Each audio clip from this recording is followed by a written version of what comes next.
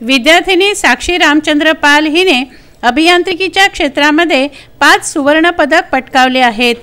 नुकत्याच झालेल्या दीक्षांत समारोहात राज्यपाल भगतसिंह कोश्यारी यांच्या हस्ते तिला हे सुवर्ण पदक देण्यात आले।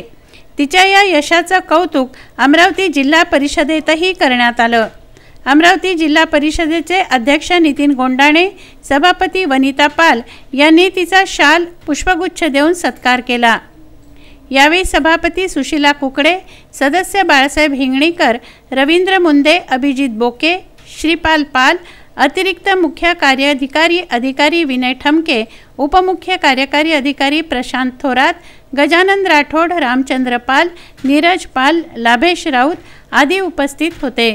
साक्षी पाल ही सिपना अभियांत्रिकी महाविद्यालयाची विद्यार्थिनी आहे। सुरेंद्र बिस्ने, विदर्भ न्यूज, अमरावती।